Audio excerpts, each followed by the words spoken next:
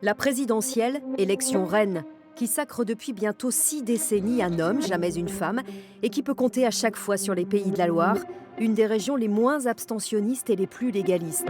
Car on vote toujours ici comme la France à la présidentielle, toujours, sauf une fois, une seule, en 1981. François Mitterrand anime à Nantes son dernier meeting 2 jours avant le second tour.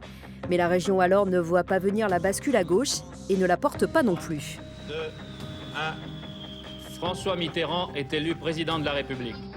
Car à rebours de la France, c'est très largement Valéry Giscard d'Estaing qui arrive en tête en Pays de la Loire, avec 9 points d'avance sur le candidat socialiste au second tour. La force tranquille n'a pas gagné toutes nos rives ligériennes, mais elle se transforme en fête populaire dans les rues de Nantes, le 10 mai 81. Le grand soir, le premier en France et dans la région, car jamais la gauche n'avait remporté auparavant la présidentielle. Pas de victoire ainsi pour elle en 1965, date de la toute première élection du chef de l'État au suffrage universel, mais un coup de semonce pour De Gaulle, mis en ballottage par Mitterrand. Un crime de lèse générale. En élisant le président de la République, Qui n'est pas suivi en Pays de la Loire. C'est une des 4 régions de France à avoir le plus voté pour le président sortant, qui en Vendée rend hommage au tigre Clémenceau pendant la campagne. Mai 68 est parti de Nantes. Les manifestations contre le pouvoir y ont été violentes. Mais un an plus tard, tout semble oublié.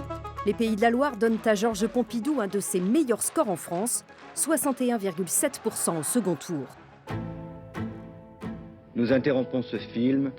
Le président de la République est mort. Son décès, le 2 avril 1974, est un choc. La campagne qui suit est express. Et des visages apparaissent pour la première fois. On les reverra souvent. François Mitterrand, lui, repart en campagne. Et c'est peut-être en Pays de la Loire qu'il perd l'élection. Car la région place Valéry Giscard d'Estaing très loin devant lui. Or, il ne gagne au niveau national que d'un peu plus de 400 000 voix.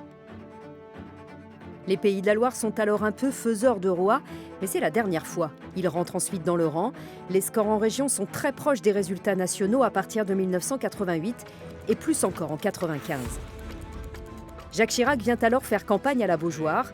Au premier tour, la région a voté plutôt Jospin et Balladur. Mais le 7 mai, elle se rallie au maire de Paris en lui accordant un score supérieur à celui réalisé en France. 14 ans de mitterrandisme, il est temps que ça cesse.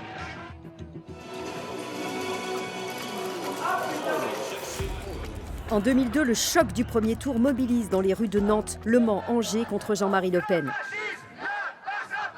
100 000 personnes défilent en Pays de la Loire contre l'extrême droite. C'est important de voter maintenant parce qu'on voit ce qui peut se passer quand on vote pas. Et là, l'abstention, c'est ce qui a fait passer Le Pen. Le patron du FN ne résiste pas au Front républicain. Jacques Chirac est réélu avec des scores dignes d'un plébiscite, plus de 82% en France. Et en Pays de la Loire, il s'offre son 3e meilleur score national, 87,7%. En 2007, changement de casting. Les principaux candidats se présentent pour la première fois et Nantes est un de leurs terrains de bataille. À 1 mois d'intervalle, ils remplissent le zénith. La France traverse une crise morale. Cette crise porte un nom, la crise du travail. Je suis une femme libre. Je ne dépends d'aucune puissance d'argent, d'aucun lobby. Et vous allez donc découvrir... Au premier et au second tour, les Pays de la Loire placent Nicolas Sarkozy nettement en tête, sauf la Loire-Atlantique.